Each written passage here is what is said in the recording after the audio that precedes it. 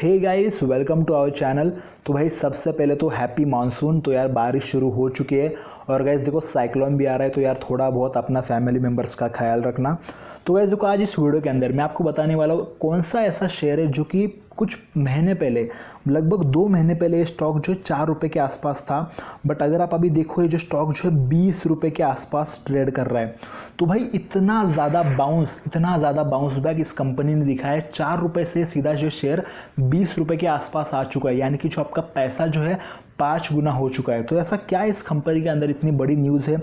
अगर मैं परसेंटेज की बात करता हूँ तो ये कंपनी का जो प्रॉफिट है 500% जो कंपनी ने जो है रिटर्न दिया है, 500%। ठीक है, तो कुछ ना कुछ तो बड़ी न्यूज़ इस कंपनी के अंदर है। तो मैंने जैसे आपको टाइटल में भी दिखाया, एक कंपनी जो है रिलायंस के साथ जुड़ी है, कुछ ना कुछ कनेक्शन है। तो इस वीडियो के अंदर मैं आपको सारी चीज़ें बताऊँगा और मैं आपको बताऊँगा क्या आपको ये कंपनी करोड़पति बना सकती है क्या। बिकॉज देखो गाइस, बहुत सारे अगर रिटर्न कंपनी दे रही है तो फ्यूचर में इसका क्या होने वाला है, सारी चीज़ें मैं आपको बताऊँगा। और मैं आपको बताऊंगा कि क्या आपको जो कौन से लेवल के ऊपर बाय करना चाहिए, कितना आपको बाय करना चाहिए। बिकॉज देखो गाइस, आपको पूरा नॉलेज लेना बहुत ज़्यादा ज़रूरी है। आप इन्वेस्ट करते हो नहीं करते हो ये आपका डिसीजन है, बट यहाँ पर आपको जो नॉलेज लेना बहुत ज़्यादा ज़रूरी है। तो चलिए गाइस वीडियो को शुरुआत करते हैं, ज़्यादा मैं आपको टाइम वेस्ट नहीं करूंगा। तो सबसे पहले तो यहाँ पर हम लोग शेयर को ओपन कर लेते हैं।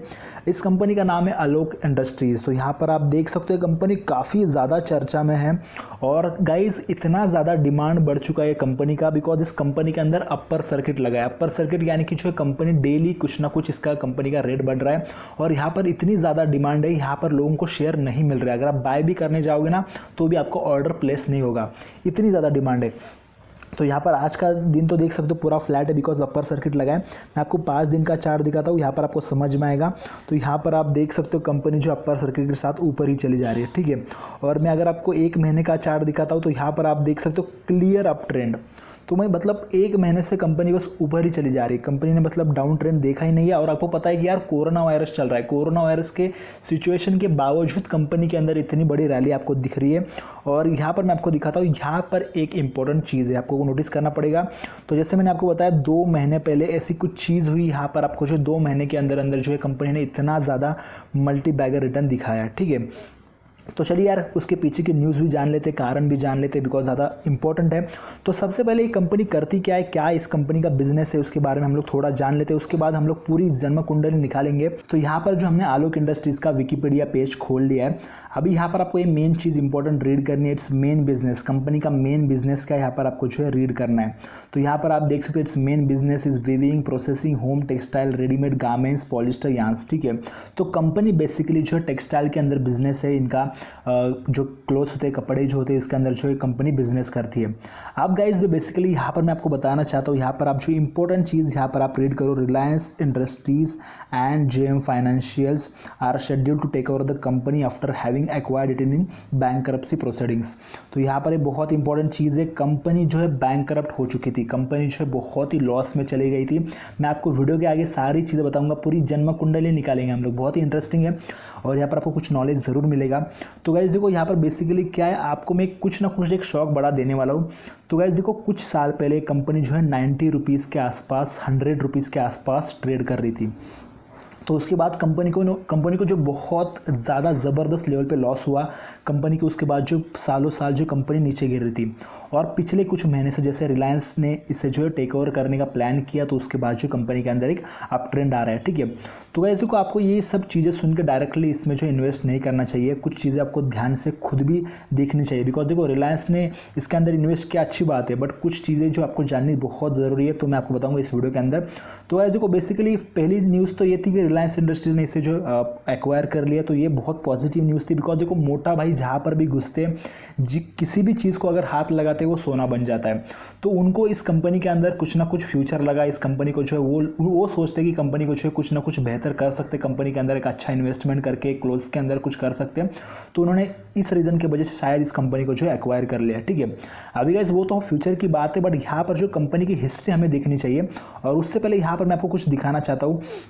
और एक बहुत ही इंपॉर्टेंट चीज़ है, आपको पता है पीपी किट, अभी जो पीपी किट बहुत ज़्यादा डिमांड है पीपी किट की। पीपी किट एक्चुअली अवेलेबल नहीं हो पा रहे थे दुनिया भर में, जो पीपी किट की जो है एक्चुअली मतलब बहुत ही कमतरता मतलब महसूस हो रही थी लोगों को।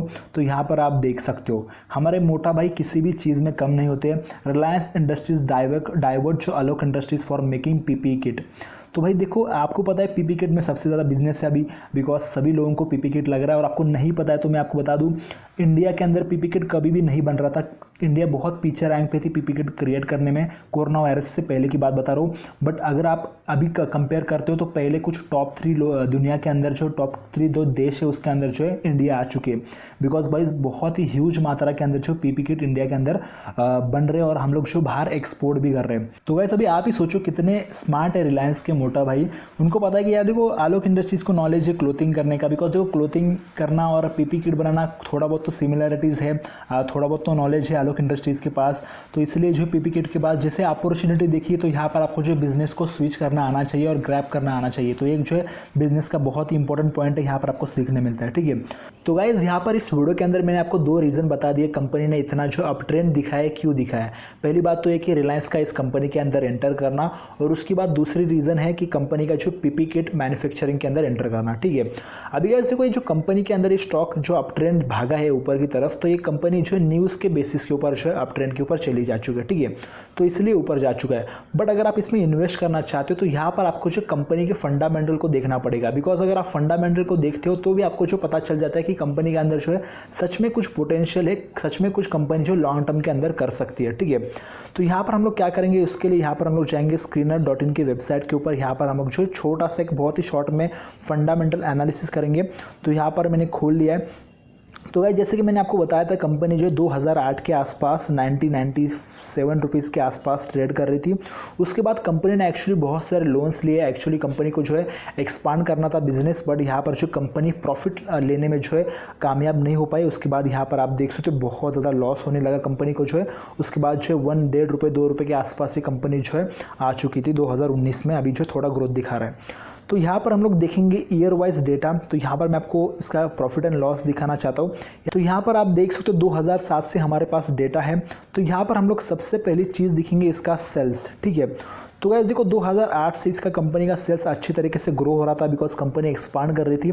तो यहाँ पर आप देख सकते हो डेटा बहुत ही ज़्यादा इंपॉर्टेंट है। 2012 के अंदर 9,000, 2013 के अंदर फिर 21,000, 2015 में 24,000 करोड़ के अंदर फिगर से ऑब्वियसली। बट यहाँ पर आप देख सकते हो सडनली क्या हुआ, कंपनी के अंदर जो 2015 में जो इनका सेल्स था 24,000 करोड़, ये डायरेक्टली घट के हो चुका है 12,000 करोड़। ठीक है, तो ऑलमोस्ट अगर आप देखो तो 50% की गिरावट है सेल्स के अंदर।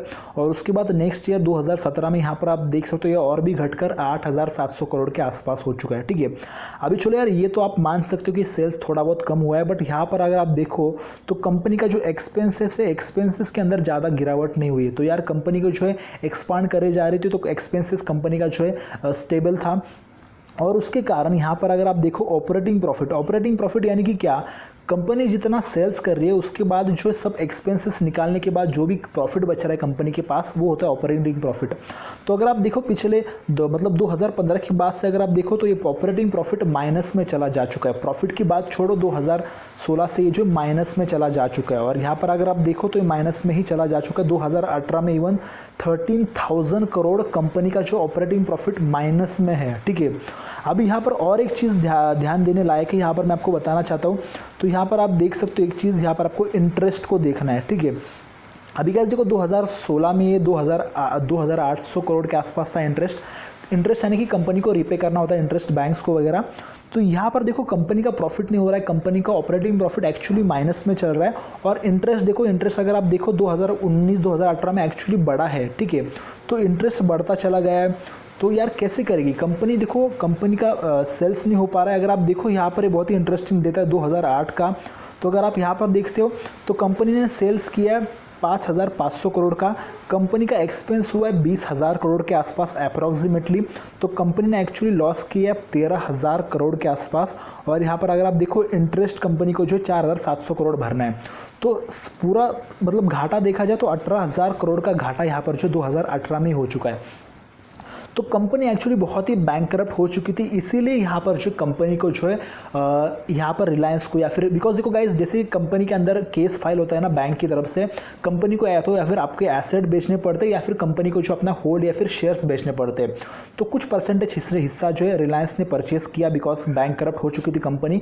तो रिलायंस ने इसे परचेस क्यों किया, इसके पीछे बहुत सारे कारण हो सकते हैं। रिलायंस को लगा कि यार कंपनी जो फ्यूचर में कुछ ग्रोथ दिखा सकती है बिकॉज रिलायंस के पास बहुत सारा पैसा है, डेटा है, तो यहाँ पर ये लोग यूज़ में लगा सकते हैं और कंपनी को जो आगे बढ़ा सकते हैं, ऐसा कंपनी को लगा रिलायंस के। तो इसलिए इन्होंने जो है यहाँ पर थोड़ा बहुत जो यहाँ पर इसमें इन्वेस्ट किया। तो यहाँ पर देखो 2019 का अगर आप डेटा देखो तो काफ़ी अच्छा इंप्रूव होते हुए आपको नज़र आ रहा है, यहाँ पर आप देख सकते हो। तो ये धीरे धीरे इंप्रूव हो रहा है, इंटरेस्ट भी कम होते जा रहा है और यहाँ पर आप ऑपरेटिंग प्रॉफिट भी जो है बहुत ज़्यादा ह्यूज माइनस में था, ये थोड़ा थोड़ा कम होते नज़र आ रहा है। तो कंपनी धीरे धीरे ग्रोथ दिखा रही है, ऐसा नहीं कि यहाँ पर अभी थोड़ा मतलब पूरी कंपनी, बिकॉज देखो गाइस जैसे रिलायंस ने परचेस किया तो कंपनी को ग्रोथ दिखाना ही है, बट कितना दिखाएगी ग्रोथ ये आपको फ्यूचर में दिखने मिलेगा। और यहाँ पर आपको अगर रिजर्व की बात करूँ तो रिजर्व देखो कंपनी के लगातार बढ़ते जा रहे थे, बट यहाँ पर देखो बहुत ही ज़्यादा माइनस में चले गए 2018 से लेकर। तो देखो माइनस में चले गए रिजर्व्स, ये भी बहुत ही बुरी खबर होती है किसी भी कंपनी के लिए रिजर्व्स का कम होना। और उसके बाद यहाँ पर सबसे इंपॉर्टेंट चीज़ मैं आपको हमेशा ये आपको याद दिलाता रहूँगा, कैश फ्लो। कैश फ्लो यानी कि क्या, जब कंपनी कुछ भी बेचती है, कुछ भी खरीदती है, लास्ट में कंपनी अगर मेरी होती तो मेरे पास कितना प्रॉफिट मेरे पॉकेट में जाता। तो कंपनी के पास यहाँ पर अगर आप देखो कंपनी का प्रॉफिट एक्चुअली देखो माइनस में चला गया। मैं आपको यहाँ पर रिसेंट डेटा दिखा देता हूँ, यहाँ पर आप देख सकते हो कंपनी एक्चुअली माइनस में चल रही है मोस्ट ऑफ द टाइम। बस एक ही जो साल था यहाँ पर प्लस में चल रही थी।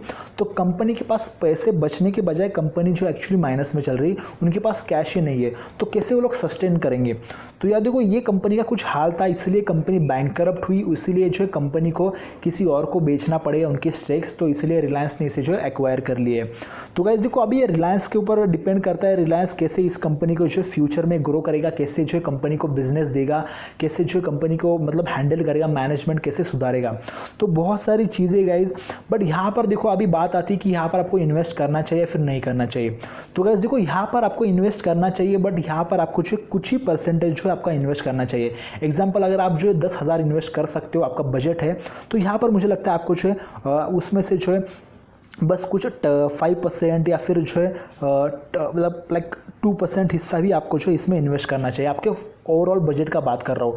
तो गाइस यहाँ पर मैं आपको आइडिया ही दे सकता हूँ, यहाँ पर मैं जो है आपको बस आइडिया दे रहा हूँ, यहाँ पर आपको जो डिसीजन खुद होके लेना है, ठीक है।